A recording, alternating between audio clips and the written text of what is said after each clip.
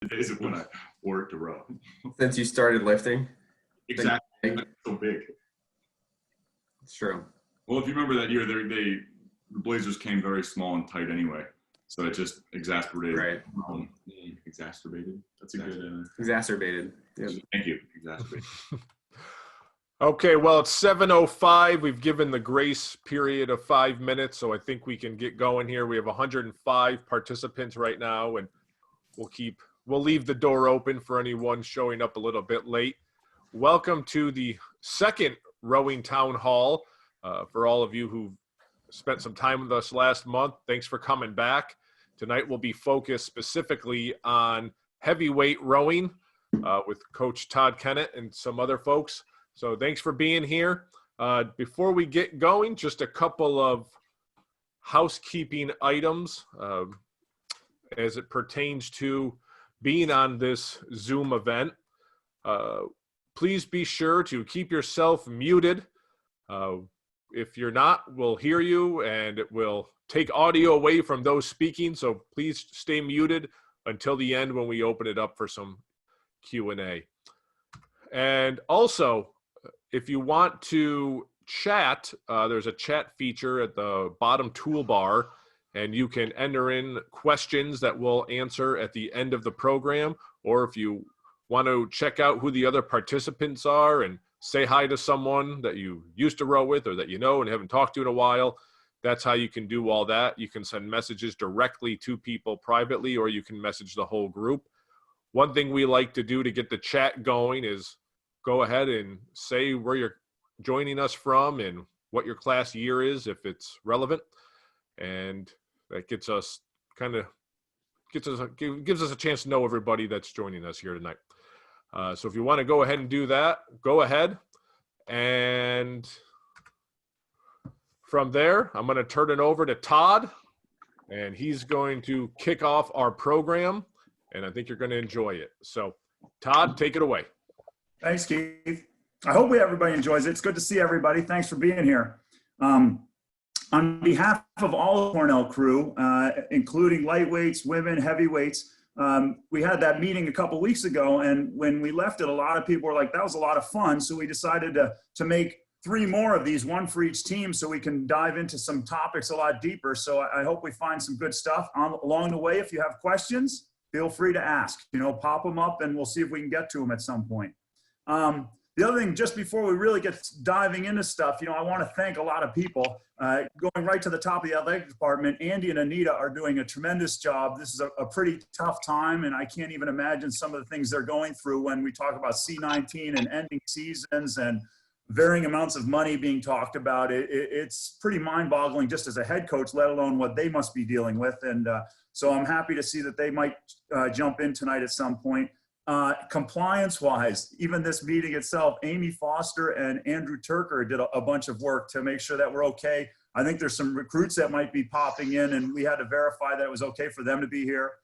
And then Keith and John Webster, I should say, an athletics alumni at Fair, who Keith works for, did a ton of work tonight. So thanks to him and that staff that have been helping put these together. And then there's the people that work directly with us. And one person that I know was Professor Chris Batten, electrical engineering professor. He's our faculty advisor. And through the course of the year, he'll meet with freshmen for a separate breakfast, coxswains. He was a coxswain at UVA, and just meet with guys that might have academic trouble or have questions about what to do. It's huge having somebody like him on our team helping us out. And then obviously the whole entire CRA, the Cornell Rowing Association, and all the people that are involved with helping make the committees, the cramp committees, the committees that help just drive and continue to push us, fund us, and that kind of stuff. So thank you all for doing what you can, and thanks for being here tonight. With that, let's get into the good stuff. The slide in front of you is the part I miss so much. All this, somebody was asking me earlier this year, like, how's it going? What's going on? And the slide in front of you says it all to me. I took the picture as I was coming in one of the last rows of the year, where I got to follow the varsity in. All the other crews are in. You can see all the launches on the left side. They're all just parked there, and I know everybody's in and safe, and it's a perfect flat water night. The varsity's sliding into the dock. Oh, what a perfect moment. I miss it so much. Keith, flop down one slide if you would. The other two guys that are on the right side of this picture, I want to thank immensely, and that's Drew and Kevin. We're a new staff this year. It's a completely new, changed roles, everything like that. Kevin's completely new. Drew's been a second assistant for a while, but a lot of stepping up had to happen, and it's been a lot of fun working with them. We've had a lot of trials and tribulations, and as new as we were as a staff, we were going to be dealing with a really new crew. Keith, flip me up a slide. When I say a new crew, the year before, the graduating senior class was pretty big. It was 10 guys made it through 4 years of rowing. Of those 10 guys, 9 had rowed in the varsity at some point for a race or 2 races or more. And of those, 3 of them made it to U23 teams. So they have done a really nice job on developing from top to bottom. And in their senior year, 6 of them were in the varsity. So it was a huge graduation year in terms of the varsity was left pretty well gutted, and with just a couple guys following over. And the JV the year before was okay, but it wasn't a stupendous JV where you could say, oh, they'll just step into the varsity role. So we knew we were going to have a huge building year this year. And to that, this is the freshman class incoming this year. A lot of guys had to step up. As coaches, we look at them and say, oh, look at the potential of these guys. And some of them have done a really nice job in terms of their development already, or how hard they pushed to try to make the varsity. Some of them were making it into the varsity. Some of them were starting to pull varsity times and showing varsity strength. So we're pretty excited about that. Keith, pop me down one. But one of the things that right away I knew was going to be an issue. Whoops, we missed one. Back up. Yeah. Right off the first day, though, my ideas of rebuilding were going to be a problem. Pictured here is Coach McCarthy helping retrieve a pair. This is Evan Wilt without his shirt on. He just went into the drink, and co-captain Chris Wilkins getting out of the drink. Their first stroke off the dock at the first practice, the pair flipped. And I'm sitting there as a head coach going, oh my goodness, here we go. This is going to be a real feat, because we need to figure out how to replace this incredible class that just left. And a lot of times when you have a great class like that, trying to fill it in, the team needs to find its leadership. And hopefully we as coaches can provide some of that. But in the end, each guy has to be responsible and do his job as well. And when guys haven't had that ability or that responsibility upon them already, I think it's hard to find their way. So, okay, Keith, now you can go down one. So through the fall, we're working pretty hard to try to figure out what's going on and enable them to sort of find that responsibility at work. And, there's good parts and there's bad parts. And here's, these are 2 parts that inspire me all the time. Great water like that, headed on the lake with a young crew to go do some work and try to figure things out and get them to take that next step. And then there's always the fun days, like when we go to race and the Bear shows up for us in Syracuse and Hobart and our little home race at the end of the fall. But those moments start to build on you and you start getting excited. But the real thing that excites me is when those guys start to realize what they're doing and take responsibility for it and go after it. Okay, next one, Keith. And one other thing that really inspires me a lot, and that is when we have a group come back and start to have a reunion. This was the Mulstein Cup. Don Sparrow and Dick Schwartz of the Schwartz Cup, and Don was a world champion and Olympian. And this is his class, the class that they were part of, their freshman coach, Carl Ulrich, and his wife, Becky, and their classmates. And, you see these reunion classes like this, and you start to understand how important that time was. I just came from a pregame with the guys that I rode with, and, it's just moments like that. I could get back together with those guys in a heartbeat, and I want to go race again, and I want to be part with them. And you guys all know it, you lived it. Being part of a crew like that and seeing these guys, that inspires me a lot too. Go ahead, pop me down one. But as we started going through the season, we had a tough fall. Our results were pretty darn slow. It was pretty frustrating, to be honest with you. So as we went to Florida, we really tried to redefine what everybody's job was going to be and how we were going to do it. And one thing we did was we slowed down, made smaller groups, and we went back to the small boats. Even though this is the 8, we did have to do a little bit of speed work and big boat work. We went to the small boats and did a whole bunch of small boat rowing and really redefining things like one guy rowing at a time in a circle. And maybe that poor guy had to row for a half an hour till he got some concept we were looking for right. And it was later in the week we started seeing things going a little bit better. Go ahead, pop me down one more. And, you know, here's the water that we got to work on. And obviously you can see the look is starting to look pretty good. We got some nice angles at the front end. Obviously, anytime you're on flat water like that, but we started noticing the small boats were getting competitive, and the not just one boat running away with it. And we moved up to the straight fours and things started getting even better. And that's when it was like, okay, go ahead to the next slide. And as we started getting better, this was the day that I was like, oh, this is actually pretty fun again, you know, and the result was, you see the 8 in the front, you're like, oh, that looks pretty nice. It's hot, it's flat, and all that kind of stuff. The real thing to look at is the back of the picture. There's a straight 4 back there. So the straight 4s would start bow on stern of this 8. And I think we were doing like 8-minute pieces, shots across this one lake. And when you could see the straight 4 battling the 8, and the great thing about the 8 is it's a young development 8. It was a lot of freshmen in it, a couple guys that had been in the 3V, and they were sort of together. We had a great warm-up practice. And these guys were going pretty fast, and here's this straight 4 keeping up. What really made me excited, though, is if you look on the left side of the picture, there's a stern of another straight 4 staying ahead of the 8.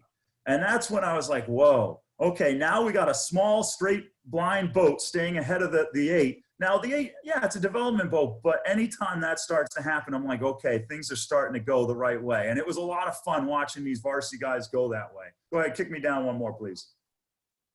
We came back to Ithaca. We had some good winter training, got indoors, got on the erg. Things started hopping along. I don't want to say we're killing the erg, but we were getting pretty aggressive. The guys that were still doing it were doing well. And then we had a gift. And the gift was, it warmed up one weekend, the ice blew out, and here we are on February 6th headed to Crowbar.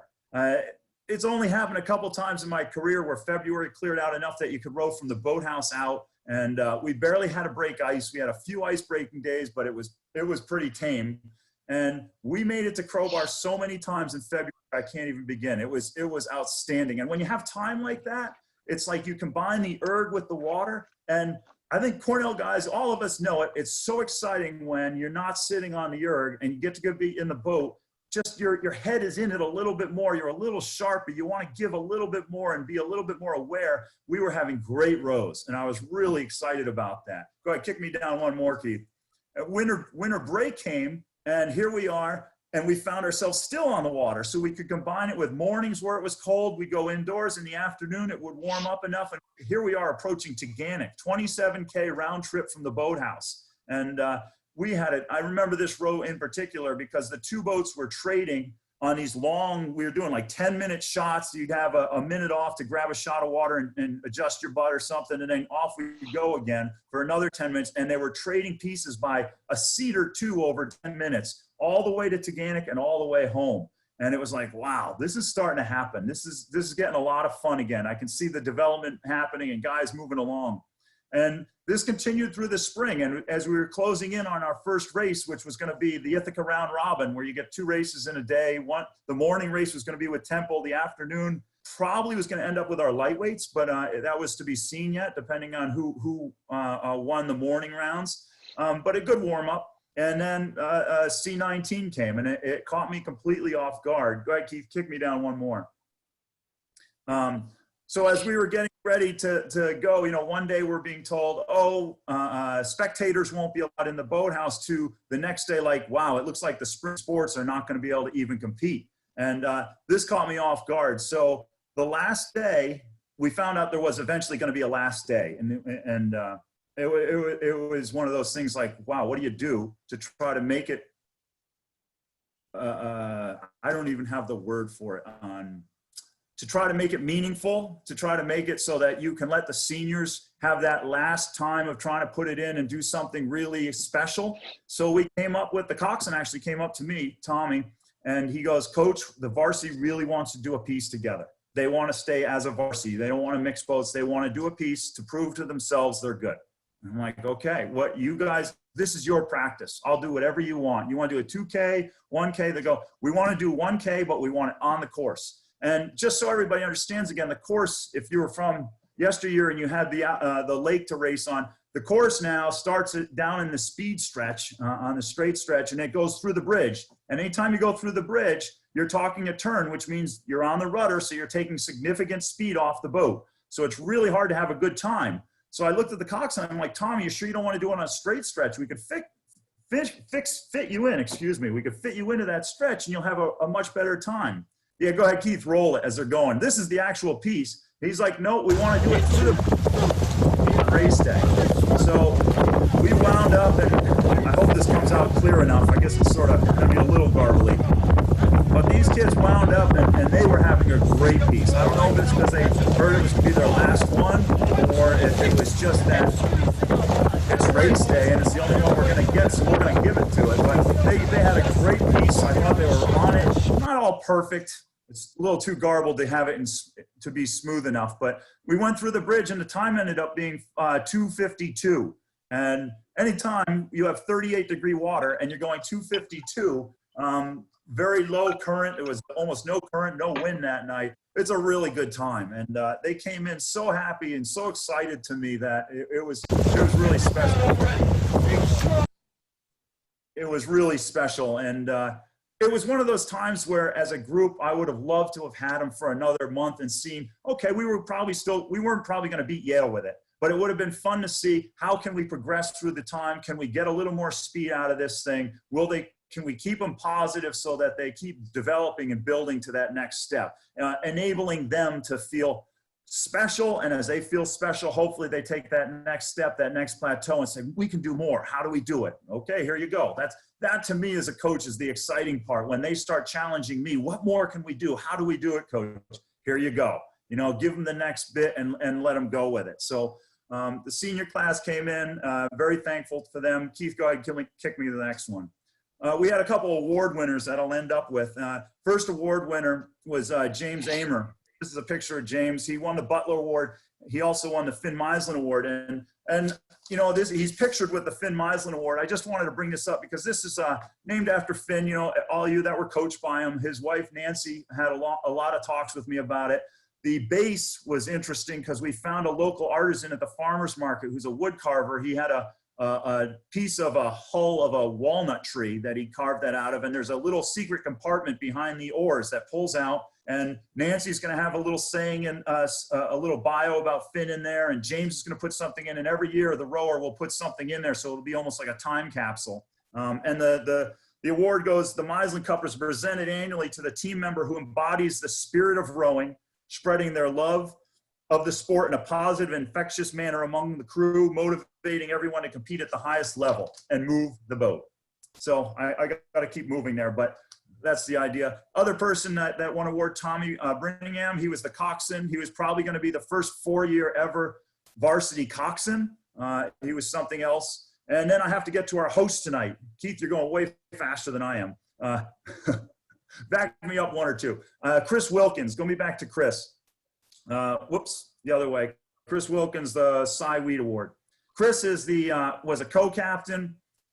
Nope, that's James. Go down. There we go.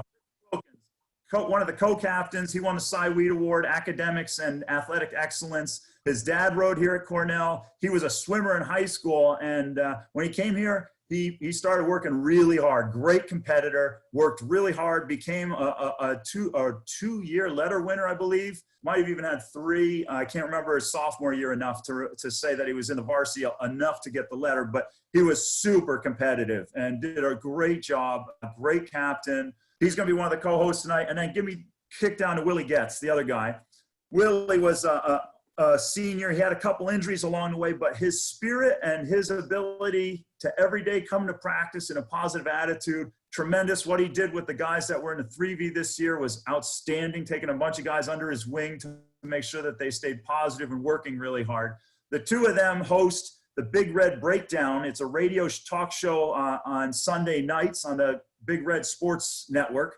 And tonight they're going to be talking and bringing us through a little bit more. They're the dapper gentlemen in the white Henley Blazers with the blanket behind them. So well done, gentlemen. Thank you for being here. Bonjour. We're stoked to be here. Obviously, we share a passion with all of you who are present for this rowing program. I could probably do one of these every night or every other night, quite frankly. So stoked to be here with all you guys. Thank you for taking the time, and we have some awesome material that we're going to get through in the next 35 minutes or so. Yeah, absolutely. We want to keep the ball rolling, so we don't want to linger too much on ourselves. But I think the biggest thing we're going to cover quickly is kind of the senior experience. I know this is a weird time to be a senior, and we're definitely going to go over Will Grotto too. Yeah. You know, making sure that we're keeping that ball rolling. And so, Chris, I would throw it over to you to get going. with Yeah, Will Grotto. so Will Grotto, not all of you may know who Will Grotto is, a beloved member of the program, but also had a bit of an accident this year. I'll let him tell you more about it. Many of you may have heard about it. Honestly, like, it's really not a laughing matter. It's like incredibly serious, but thank God he's doing better. And he's making a recovery. So let's go over to Will Grotto. Will, why don't you tell us a little bit about what happened and the road to recovery that you're on? Hi. I don't know if you can hear me, but all right, I'm good now.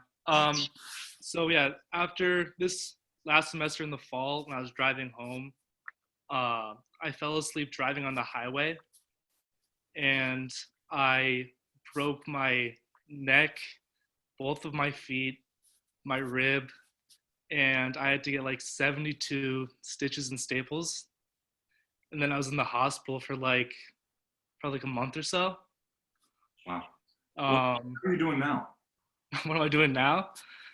Now I'm on the road to recovery. I just got rid of my crutches the other day, so I'm walking around and feeling well. Wait, Will. Your crutches are gone? They're gone. Does that mean you can stand up? Yep. A big moment. Let's see it, Will. Let's see it.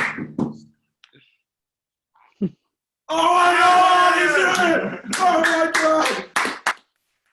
Wow. I mean, that's unbelievable. That is absolutely unbelievable. That was a squat too, I think. Yeah, I'm getting mobile. Very mobile, very athletic, agile, elite. Well, let me ask you one more thing. All right. So you've been away for this semester. I want to hear a little bit. What have you missed? What's been the biggest thing that you've sort of missed in your time away from the program? Yeah, definitely. Of all the things I miss most, definitely all the boys and all the energy and camaraderie we always bring. So it's hard to beat that. Yeah. Yeah. Well, we appreciate you being here. We're glad you recovered. I want to say, and Will, maybe I'm overstepping my bounds here. If you want to see the picture of the car, it's absolutely horrifying, and you should text Will, reach out, and he can send it. Terrifying stuff. Thank God you're okay, Will, and psyched that you're going to be back, hopefully back on campus, assuming all goes well. Our roommate is throwing us eggs right now to try and throw us off. So, You want some eggs? but we are sharp. We are sharp. Sorry, over we're back. it. So, Grotto, we're so happy to hear that you're doing better. As all of our alumni can tell, we have had, I hope that you've felt supported through it and that we've kind of kept in touch.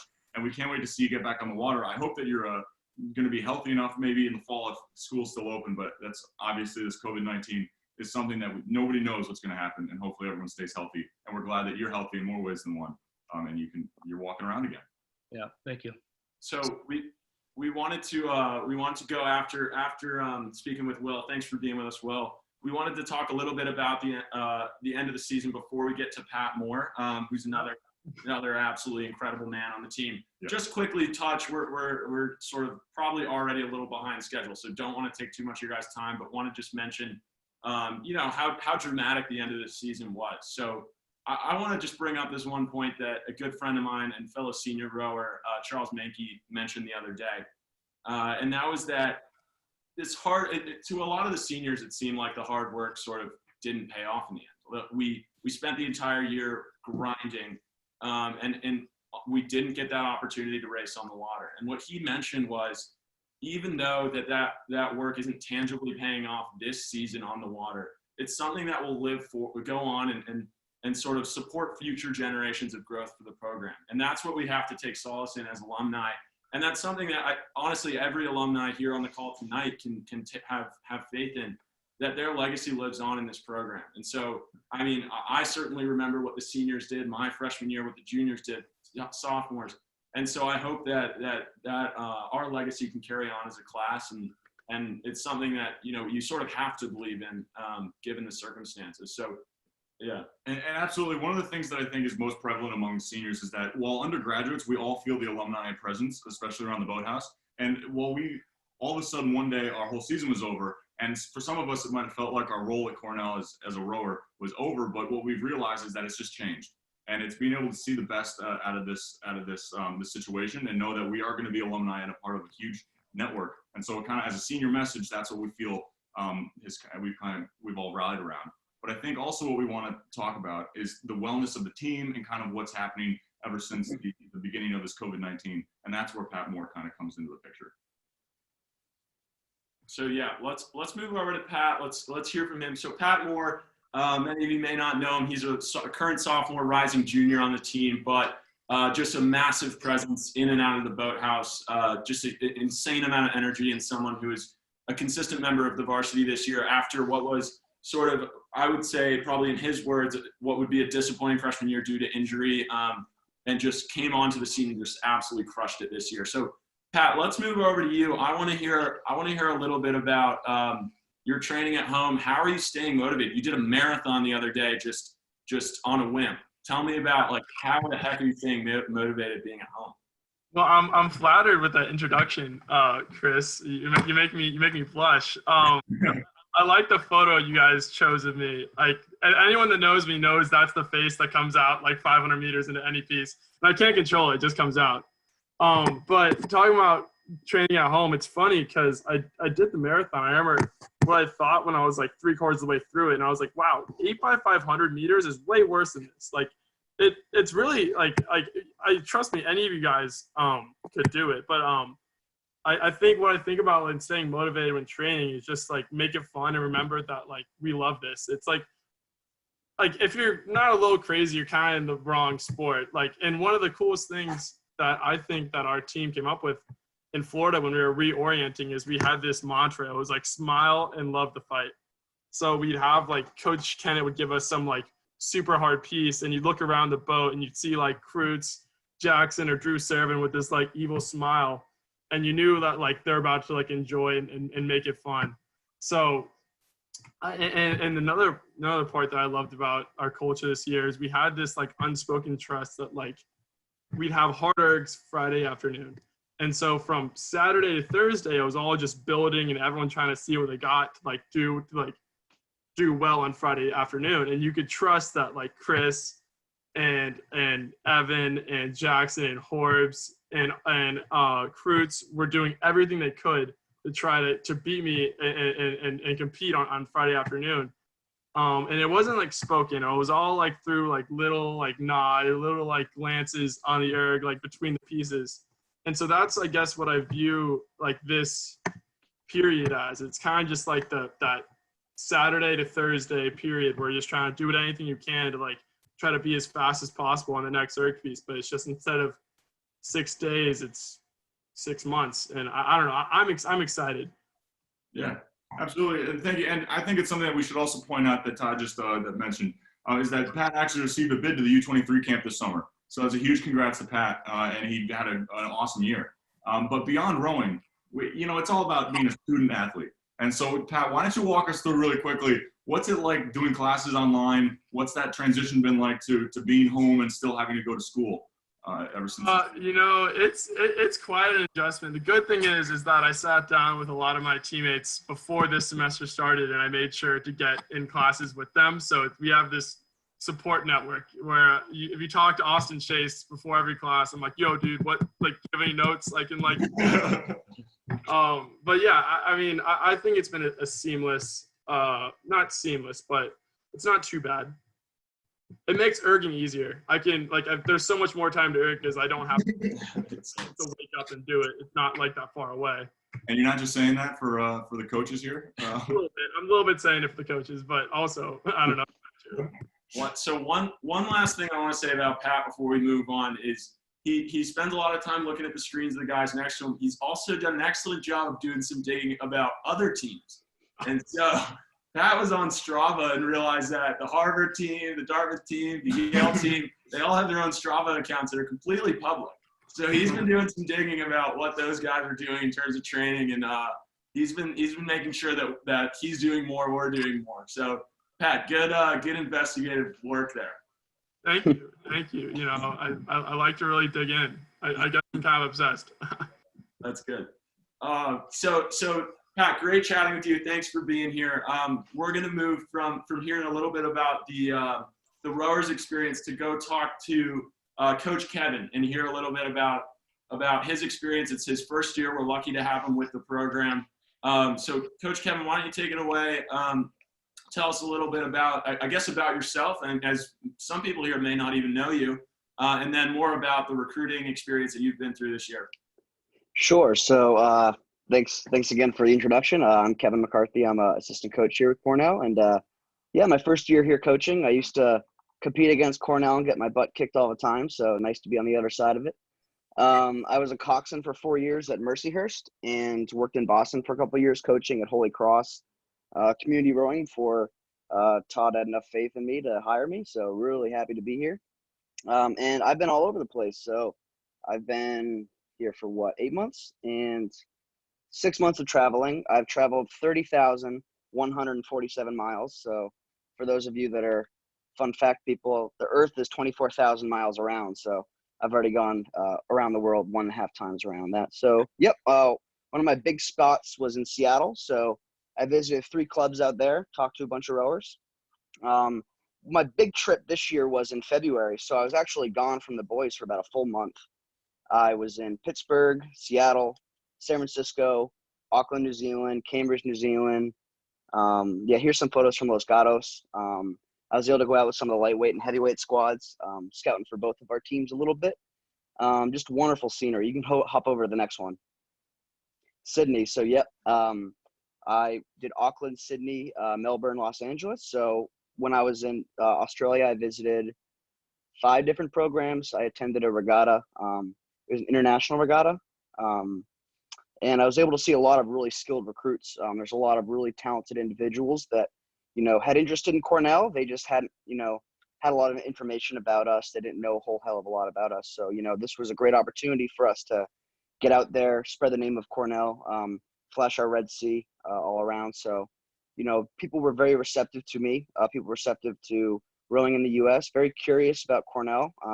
Right there is Melbourne's main body of water called the Yarra. So all along there, you can see there's about 15 different boathouses. And I just kind of walked from boathouse to boathouse, shaking hands, kissing babies, talking about Cornell, talking about what we offer and what we can do for them. So all around, really warm welcome from those Australians. This right here was the Rowing Victoria Championship. So I was fortunate enough to watch the top 6 programs in Australia battle it out in a 6-heat final or a 6-crew final. And, I'd say I probably talked to around 400, 500 kids throughout my time in New Zealand, Australia, Los Angeles, California, that whole trip. So all around really good recruiting there. You can hop down to the next one. Lake Kirapiro. So I attended the Rocket Food Championships there.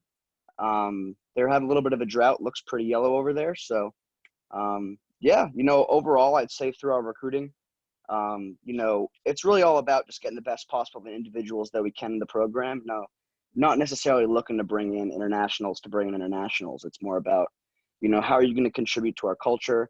How are you going to help, yourself, your teammates, and us go fast and make a good impact as a rower and as a student here at Cornell. So, I think the hunt continues for anyone and everyone that wants to make Cornell a top tier program again. So we're definitely hard on the hunt as a coaching staff. Yeah, Coach McCarthy, thank you again for all the hard work you've put into recruiting. I think one of the things you do really well is you're great at looking beyond the ERG score and recognizing when a rower sort of matches the values of the program as well. So particularly with internationals who come from really different backgrounds than many people who are part of the program already, I think it's even more important to ensure that they sort of match the goals and the mission and the core values of the Cornell rowing program. And I think that's something that you do incredibly well, and I've talked to you about numerous times as well. So thanks for all the work. I wish we could do a whole show on recruiting. It could be its own hour-long special on, but we'll get there. Mm-hmm. So I think one of the great things that we saw right there is what's to come for Cornell rowing. But then obviously we have graduates who have been very successful, as we know from this past the graduating class of 2019. We have 3 members, all part of the U23 team. And here we have Mike Grady, Ray Weeks, and Finn Putnam pictured in the top right. But one of the couple of the people we want to talk to, both Mike Grady and Finn are with us today. How are you guys, and where are you? All right. Well, we're gonna go to Mike Howdy. first. Howdy. I'm great, living the dream. I'm actually in Oakland, California, came back early to try to get back into the whole training regimen, get back into the routine of things. Absolutely. So I guess we're gonna ask you a couple of questions. One of the questions we want to ask you is, what do you miss the most about Cornell? Be it the facilities, the culture, the people, the team. Like, what have you kind of missed the most since graduating and stays true in your head as a staple of Cornell rowing? Probably waking up in the morning and either walking or driving over to the Teagle Erg room and just seeing the boys in there sweating, getting all ready and proud. It's good, that's what I miss. It's just those early mornings on the lake, early mornings in Teagle. It's just it's not quite the same. It's a little bit different since I don't have guys that I come in with and have to create something with. Yeah, I think like it's unique at Cornell because we all are sort of fighting for all the same things. It's not just rowing that we unify behind, but we also are focused on school. We're all focused on, unifying it together. We live together. So, I think on the national team, it might be, I obviously have no experience, but it might be harder to sort of find that unity because you don't necessarily have as much overlap as you do at Cornell. Grady, one thing I want to talk about, I think everybody's thinking it, and I'll be the one asking it. Mike Tatey stories. Tell me something about Mike Tatey that I don't know. I want to hear it. Mike Tatey loves all Philly sports. I don't know if you really it's not something you guess at, but Todd kind of likes, well, at least my experience, he likes to make rowing suggestions, coaching methods that were, analogies of hunting, etc. Mike Tatey sometimes has made analogies about, race readiness with basketball or the Phillies or something. Two birds, peas in a pod, or whatever. For those who don't know, Mike Tatey is now the coach of the U.S. national team. Just to update anyone who doesn't know. Yeah, an accomplished coach, and quite a character. Yes, absolutely. We do have another member or someone training with the national team or with aspirations for Tokyo. Finn Putnam, how are you and where are you? Hey, I'm here. Finn, you're looking very good this evening. Finn, before we get into the sort of national team experience with you, tell me about, and Pat, I don't want to show you up or anything, but Finn did run a marathon on a whim and went, I believe it was 2:56. And then he also did a mile on a whim and went 4:48, I think. So how the hell did you do that? Yeah, so well, the marathon was actually 2:46, Chris. Sorry about that. But it's all good. We're not nice people. I've been training a lot. I heard Rich broke 5 minutes for a mile last summer, and I kind of got tired of erging in quarantine, so I decided to rekindle my career as a runner. So yeah, I went out and did that marathon after probably 3 or 4 weeks of training, and it really destroyed my body. I wouldn't recommend only for like 3 or 4 weeks, but yeah, I'll probably never do a marathon again. I think once you go 2:46, you can retire from the game. I think that is the goal. Yeah. So let's move over. Tell me a little bit about your experience on the national team, but specifically how Cornell rowing helped prepare you for that experience. Maybe a little bit of a compare and contrast, and what have you taken from Cornell rowing that's helped you in your national team experience? Grady, you taking that or? Who's this? I don't know. We're directed to Finn, but either of you can absolutely take a hack. Finn Putnam, go ahead. Take the mic. Okay, yeah. I didn't really row much before college. Todd is really the one who taught me the fundamentals, the fundies of the sport. But I don't know. I think everyone who comes out of Cornell rowing is equipped to do well in the national team system. How to work hard. I don't think the transition to national team training after college is shock to the body in any way. I mean, you're used to training for 4 years, twice a day, every day. I think the only thing that really amplifies post college rowing is just the psychological part of it, and just being able to mentally perform at your best all the time. So I really, yeah, that would be my answer. Yeah, I mean, I think like in many ways we're trying to replicate the training of national team programs at Cornell. So that makes sense that it's not necessarily like a crazy jump. So thank you guys. I wish we could spend more time with both of you, but we do want to keep things moving. So we're going to go to Evan Wilt. He is a giant. He's a rising senior. Rising senior. Rising. Evan, I want to hear quickly, why don't you walk us through, for maybe some of the alumni who are more separated from the program, why don't you walk us through a quick day in the life, just a brief overview. We don't have a ton of time, but I want to hear what's the average day like for a Cornell rower? Well, I'd be happy to do that, Chris. Thank you for asking politely. Yeah, so I'll give a little quick example of like our fall schedule. Starts out early in the morning, normal time, 6:30, 6:45 indoor. Most mornings we do small boat work, so fours and pairs. I believe is one of those mornings that we had that little pair incident, Chris. That was not going to be pointing fingers on whose fault that one was, but I heard that picture was photoshopped. Actually, it couldn't have been. Yeah, just go to the chat. Ask Mac Mannion. He can confirm that it is definitely one of our faults. But yeah, finish up practice usually by about 8 o'clock. Get up, Definitely rush up to Chris's fault. breakfast. Oh, thank you. You heard it here first. Yeah, so finish up practice, get up, get breakfast, usually on West Campus at Becker, but time permitting, one of the favorite things in the team, go to Trillium Dining Hall for one of those famous breakfast burritos, which Chris Wilkins is known for cheating on the weight competition for those burritos. Absolute nonsense. Don't believe a word this man says. Double wrapping and tortillas does not count.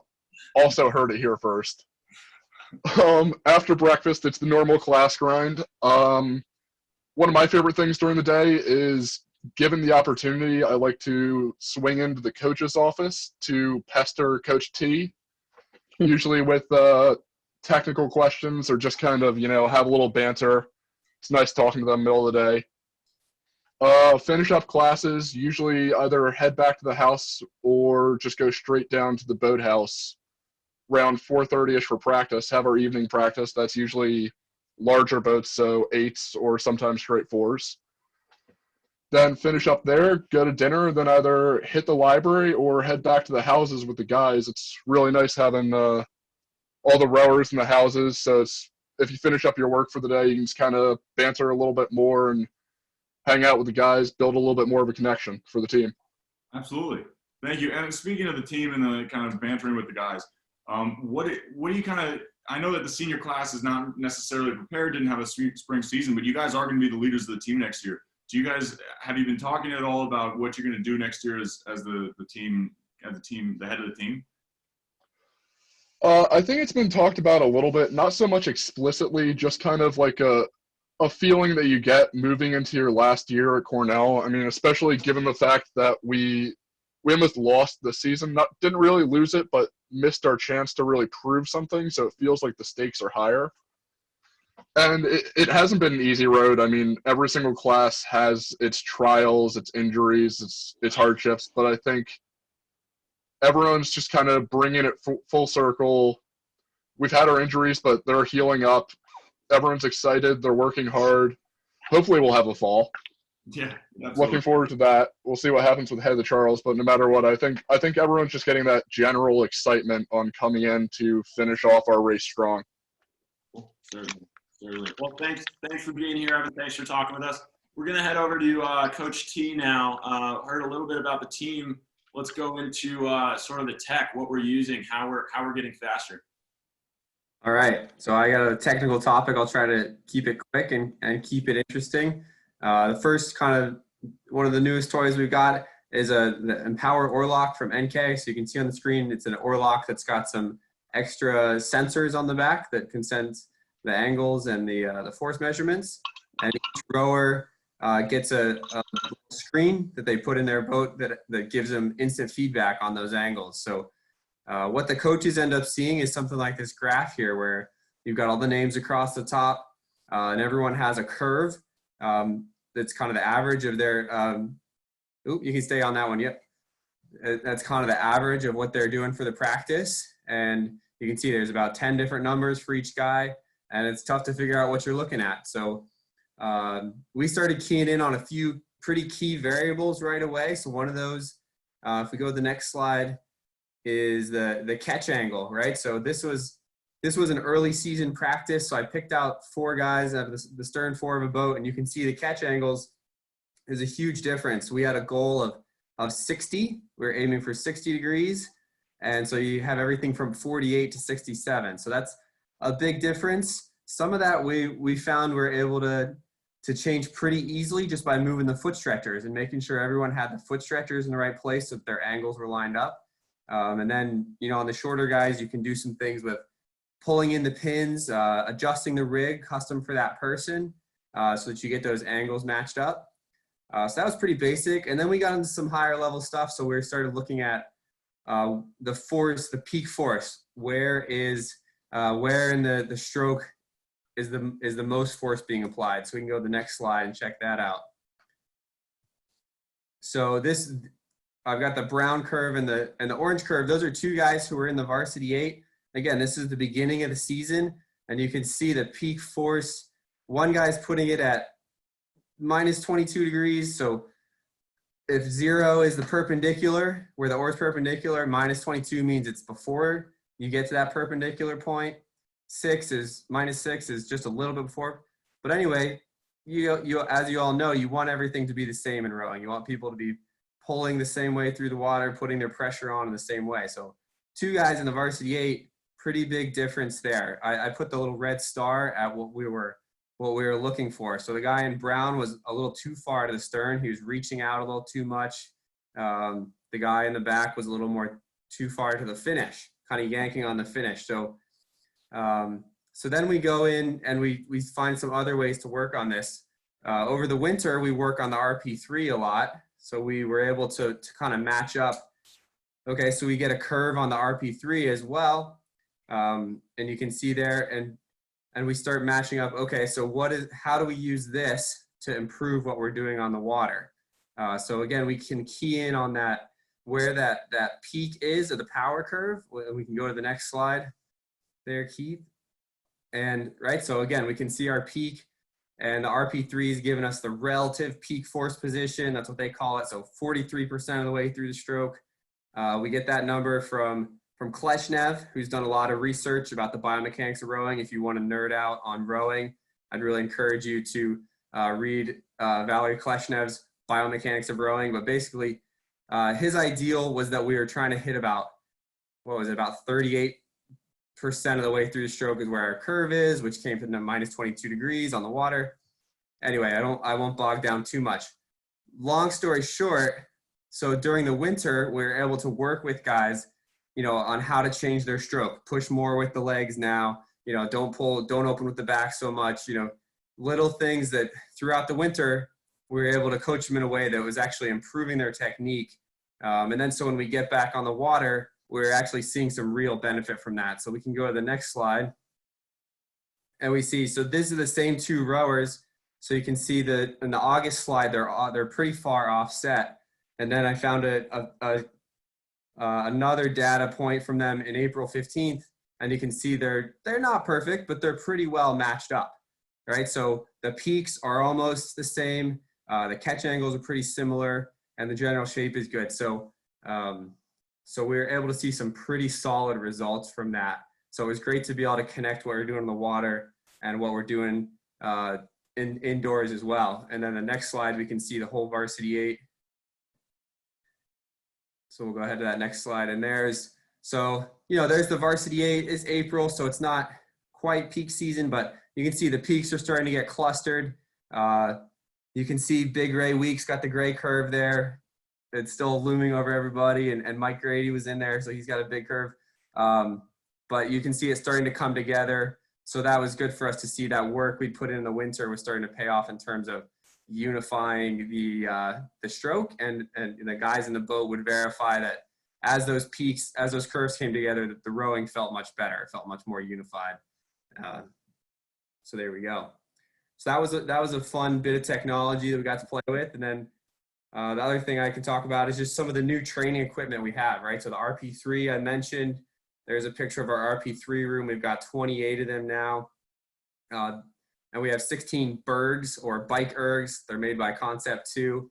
And right, so just different ways to train. The RP3s, the guys use a lot in the mornings to do extra meters. In addition to giving them some very good feedback, it also is a lot easier on the joints than the traditional erg. So it's not as hard on the backs. It's not as hard on the knees. And the same thing with the bike. It's just a way to kind of get that cardiovascular work in without putting so much stress on the back, right? So why do we need this stuff? How does it help us?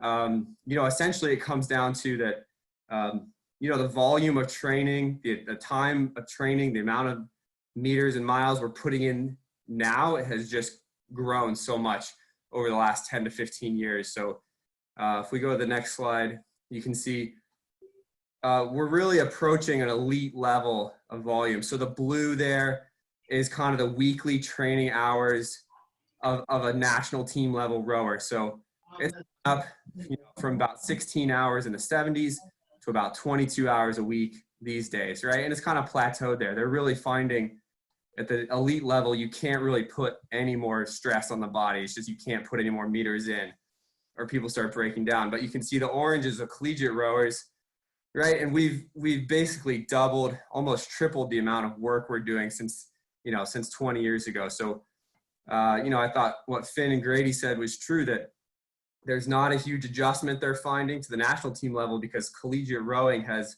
become so much more intense in the training over the last 10 to 20 years that it really is almost a pre-elite level. So all that equipment just goes to help us, continue to increase our training and keep guys healthy and find new and interesting ways for them to put in that work and to just approach that elite level. So thank you to everyone who contributes to that. Our facilities are fantastic.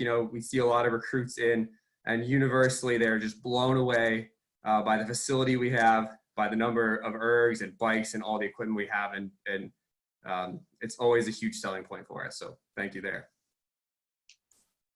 Yeah, Coach T, thanks for that talk through. I think one thing that you guys as coaches do really well is leveraging that technology, particularly the RP3 data and the rowing data, but also still relying on sort of the good old fashioned like look, feel, and sort of just technical rowing. So relying on the technology, but also sort of relying on instinct, and the combination of that, I think, is where you hit the sweet spot and really start finding some great speed and fast boats. So. Yeah, that's a great point, Chris. I forgot to mention, one thing that's funny about the Orlock is time and time again, what we'd find is that what the Orlock was telling us was kind of, it was confirming what we were seeing with our eye. So if we were seeing someone was lunging at the catch or reaching out too far at the catch, we'd almost always see their catch angle was greater than everyone else in the boat. Or if someone we were thinking they're really bad at the finish, we'd look at the Orlock and their finish number would be off. So, more often than not, it was confirming what we'd see. But it was a great tool in terms of just having that immediate feedback for guys. So it really helps. I think everyone knows if you're a rower, to have that immediate feedback. You make a change and you see the number change, and there's nothing more helpful to changing your technique to just having that direct feedback right away. So. Yeah. So we are going to go a couple minutes long. It looks like, I promise we have 2 more things on the agenda, get to talk to 2 more people.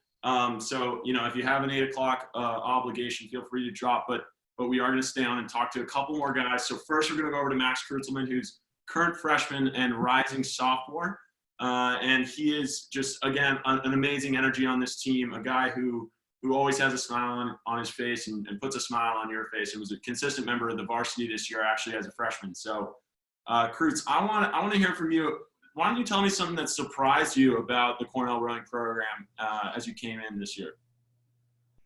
So going from I rowed in Oakland, California, which is at a very small boathouse, and going from there to going to Cornell rowing was just a huge culture shock. But just kind of the competitiveness, the intensity, and just the overall teamwork was amazing. And it was like amazing to be a part of, and just really fun to be, around you guys during that time. So as a freshman, what did you think of? We've heard from Coach T that all of the hours and the training is ramped up. How were you able to kind of balance school and rowing? And do you think that how would you kind of describe the team in supporting both of those things and making sure that you were a student athlete and not necessarily just a rower? So I like many friends, like Nick Harnett was a kind of big influence, and just making sure and helping me prioritize my time was a big thing with, juggling both school and rowing. And, after Saturday practices, I would, go to the library and do my homework. And if, we're going to hang out that night, I would make sure to, get my homework done and make sure that I use my class time in between classes, during lunch, or even in the mornings to be able to get my schoolwork done in order for me to stay on top of that, so that I'm able to go to rowing. And, say it's a Friday, and I'm just really tired after a practice, I'll be able to, have an early night sleep. So definitely prioritizing my time and making sure I'm effective in my ability in doing homework and, rowing at the same time is very important. Yeah. Awesome. And then Chris, one last thing I want to hear about is how does your class and how do you specifically look to support the incoming Frosh as they sort of come into the team at an incredibly tumultuous time? How are you going to sort of be a role model for them? Well, one thing is that, our freshman class is probably the greatest group of guys I've ever met. I really thought that we've all grown together throughout this year. So what we can help, obviously, is, checking in with the freshmen, seeing how they're doing, if they need any help or they need help during the class of the season. Be able to, point them out if they need support and guide them in a positive direction, and just kind of incorporating them into, team activities. And definitely during this time, I'm praying that we have a, season next year. So that'd be huge. And, if it comes down to, we are rowing together again, then, incorporating them into the activities that we do as a team and just kind of, bringing them all together. And that's one thing I thought was really fun this year, being the varsity boat with you guys and, being the older guys. It was really fun being able to, hang out with you guys. Cause, in high school, you don't really hang out with the seniors a lot. But I felt like I was able to hang out, with James and you guys a lot, and especially Nick Harnett, our a little more in talks at Trillium, and so it was really fun and just kind of incorporating, everyone together and have a great team camaraderie. It was very big. Well, Max, we certainly have had it's a privilege for us to have you join the Cornell family, and as a newly minted alumni, I have to say that I think we're in good hands, trusting you with ushering in new generations of Cornell rowers and teaching them not only the rowing stroke, but what it means to be a Cornell rower and the character involved with that. So thanks for joining me. And I think as we continue to move on, Chris, our last thing on the agenda, just to wrap things up. So we're gonna move over to co-captain Nick Horvathe, a guy that really the whole team looks up to, an absolutely amazing role model on and off the water, and a guy who really prioritizes excellence in every aspect of his life. So Nick, why don't you come on and tell me a little bit about what it's like to have been a junior captain this year. It's a position that I think is pretty rarely held on the Cornell heavyweight rowing team. So what was it like to be a junior in the position of captain, and how did you sort of cope with that this year?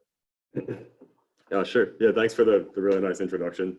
It was definitely challenging. I had a knee injury starting in the beginning of the year, and that made it extra challenging because I couldn't lead by example in the water like captains are supposed to. And it was definitely a little hard to feel like I deserved it, at least at first. But I think the guys on the team really just made it easy. Like, I was voted captain. Everybody thought that I deserved it. And so I sort of came into my own as the year went on, and I learned a lot, and I got a lot better at the job. And hopefully I can do it again next year. I think I learned a lot about myself and how to lead and what the team needs in a captain. And I'm looking forward to learning more next year. Yeah. No, the team's lucky to have you, and I'm sure you're gaining incredible leadership skills through this kind of time. Things that it's really unprecedented time to be holding this position of captain. So why don't you tell me, I fielded this question a week ago, but I want to hear, as someone who prioritizes rowing, but also has puts a great deal of emphasis on schoolwork and the professional world moving forward. How do you see Cornell rowing sort of benefiting you in the professional world? Where do you see that being valuable? Sure. Yeah, it's an interesting question. And I think what we do here really prepares us excellently for the professional world. And I know in my own job search, it's been something that's been a huge talking point in interviews, because walking through what we do every day, we wake up at 6 a.m., we go to practice, then we go to class. In between classes, we go to the library, practice again in the afternoon, and then library at night. And I mean, that's a kind of lifestyle that I think is just, it breeds discipline and it breeds excellence and performance. And that's the kind of thing that I think employers look for. And so if you can speak persuasively about what we do on this team and the kind of characters that it builds, I think it's something that's pretty compelling to employers who look for ambitious young people. Yeah. So Nick, thanks for talking through your personal experience. I want to touch on something that we sort of implemented this year, which is, sort of goes beyond, I think, what the typical role of captain withholds. And we sort of started to look at how can we, the team as a whole, I'm not saying we as in you and me, but we started to look at how can we progress this team even further, go beyond what we've been doing and sort of, I think, unify behind a common goal. And so the sort of support of a cultural, I don't know, what's the word I'm looking for? Cultural revolution, maybe a cultural revolution, right?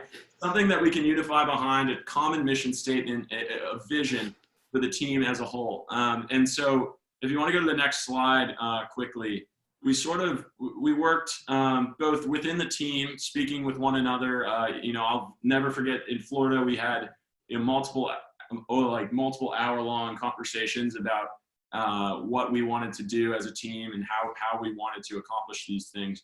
We also worked with Greg Shelley, who's an Ithaca College sports psychologist who works with teams on their team culture and is basically the biggest believer in the benefit of team culture in the world. He's worked with programs you wouldn't even believe, like Clemson football and Arizona State, like swimming and just crazy teams, Stanford swimming, I think, as well. So we sort of work together to draft this mission statement. It's something that would be interesting for you guys to read, I think, and becomes critically important as we begin to integrate more guys from different backgrounds, as Coach Kevin does these international recruiting trips, to find common ground that we can all become inspired by. Nick, I don't know if you want to talk more on that and mention sort of the importance of this mission. Yeah, it's hard to emphasize enough how important it is that the whole team has a common goal that we're all going towards. And so Greg Shelley tried to walk us through how to unify around a team culture with a shared vision and a shared way of getting to that vision. And Dare really encompasses that team culture is basically a set of behaviors that we all agree are right and that we all agree are wrong. And it's the things that we do and the things that we don't do and how we hold each other accountable to that. And unifying behind a single vision of what that is just critically important. And I think it's something that we actually did really well this year that maybe we lacked in past years, is that we were able to codify really clearly what these behaviors are. And I think it helped a lot to actually produce results and building an environment that's positive. And like Pat was saying, that encourages guys to smile and love the fight, and realizing that things can be intensely fun and intensely difficult at the same time is a really valuable culture that I hope we can build even more in the next year. Yeah. To kind of build on that, one thing that I noticed as a senior who's kind of been on multiple levels of the team, not necessarily on the leadership in the leadership team, but someone who has seen it from a different angle. One thing that I noticed is there's that saying, "Love the fight, smile and love the fight," and I think that's something that, as we saw the water results improve, as we saw this cultural revolution take place, I think from where the team ended up at the end of the year, from where it started at the beginning of the year, was night and day. And I think we took a huge step forward as a crew, as a team, and as a community towards becoming what Cornell Crew has been all about for decades and will be for decades to come. Yeah, and it's ever evolving, right? It's never perfected. So it's something that for the next generations to continue to sort of evolve and perfect for them. So listen, that's pretty much the entire agenda. Coach Kennett, I don't know if you want to have any closing words. We really thank you for your time. And I'm sorry we couldn't spend more time on a lot of these topics. It would have been fun to dive deeper into all these individuals and topics. No, I'm good. Thanks again for everybody joining. If anybody wants to throw a quick question, we could probably answer a question or two. If you need to get off, We have one more slide, of course, with the song attached to it, so we can all have a rendition and a leave just as if we're coming back to Ithaca. But if anybody wants to throw a quick question in, we can field a question. Keith, do we have any questions kick in? We had a couple just come in, but I think some of the other coaches and players answered it. Somebody asked, Stephen asked, please tell us a little bit about the winner of the Ackerman Award, asking for his roommate. Oh, I bet that was Larry Laszlo was probably asking, because he knew Mr. Ackerman himself. And the winner was Tommy Brittingham, who was the senior varsity coxswain this year. And Tommy, you know, had that innate ability where he was one of those guys, he could steer straight in a cane field, to put it direct to you. That guy could figure his way out and how to make that boat go straight in a way that very few coxswains can. He was one of the most gifted coxswains I've ever worked with. Exceedingly competitive. He would be going, I would be telling him he should be trying for the U.S. team, except that his weight would never allow him to do it. I'm sure he could never make weight again anymore after this season has ended already. The last I heard from earlier in the week, it sounded like he's living life pretty well, but he was really, really good. I'll miss him a ton. It sounded like he hit just what Ackerman was, where guys would come in and try to be in the boat with Ackerman because it always seemed to win. Tommy had a really good track record as a coxswain in practices to be able to figure something out and get guys to do the right thing at the right time. And usually that meant having a great day on race day. And that sounds a lot like what Ackerman was described to me as. So it was one of the most fitting fits I've ever seen for an award like that. So it was a real honor to give it to him. There you go. Jeffrey Comet wants to know, would this Zoom format work for a reunion if we cannot meet on campus? Perhaps we could have breakout rooms for specific 5-year groupings. Sure. Fire away. Keith, you're the Zoom man. Yeah. If there's demand, we'll do it. No problem. That's right. We can do all kinds of Zooms. There you go. No. I think it's time to keep things moving. I really appreciate everybody being on tonight. I hope that you really enjoyed Willie and Chris. Thanks a bunch to you guys for doing that. It was fun to sit back and listen and hear you guys get to talk. I think you did a great job, and it was fun hearing your version of it. With that, I'm going to stand and Keith, let her rip. All right. All right. Let's go. Here we go. Let's stand up. Yep. Oh, yeah.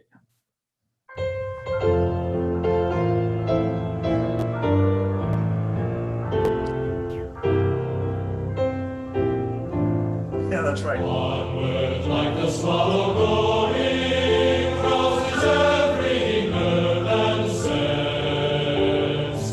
Oh, the one delight of knowing, 'tis our paradise for rowing. Oh, the joy of life intense, rest was made for feebler folk. Onward, make her cut the water.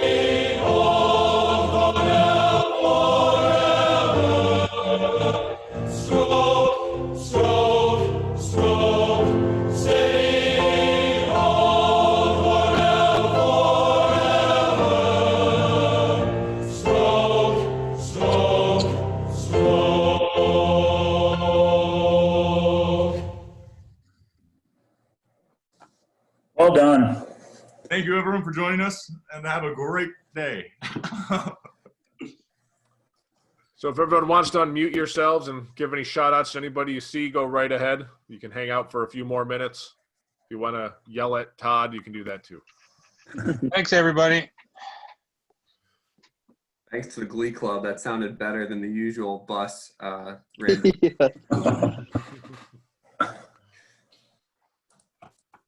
Say hi to Coach Chapman. Long time. Well, there you go. How you doing, David? It's great, right? Hi, Coach. How you doing? Thanks for joining us tonight. What's we got on here? Hey, Rick Zimmerman.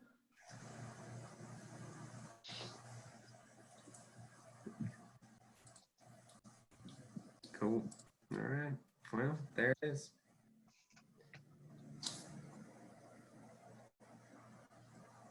Good night, everybody. Thanks for being here. Thank you. Thank you. Take care, everyone. Greg, you asked a question before. What was it earlier tonight? I did not ask a public question. All my questions were inappropriate for public questionnaires. I meant the other Greg, Greg Wilkins. Ah, okay.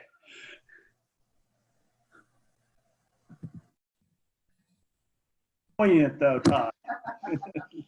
Say that again, Greg. What was it? I said I'm not sure. I was texting with John Durbin, so maybe I put it to everybody instead. Jamer, look at the beard. Holy smokes. Whoa. Look at those mud chops. I just got a Barbara. I'm sorry, I only made it for the last 5 minutes, so I didn't really hear anything except I got hit with the song. Sorry. I was in the bar. I heard is New Zealand out of the lockdown? You guys are totally free again, right? Today's the first day, so I was at the barber and it was like a big party in there, big queue and everything. So why didn't you sit down?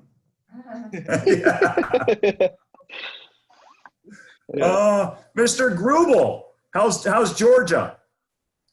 I'm back in Philadelphia now. But you'd be better down in Georgia. It must have been nicer down there. It was like 75 degrees every day in March, and then I come back here and it's like barely breaking 50 degrees. Gribble, who's Johnny Sins? What's that? See you guys.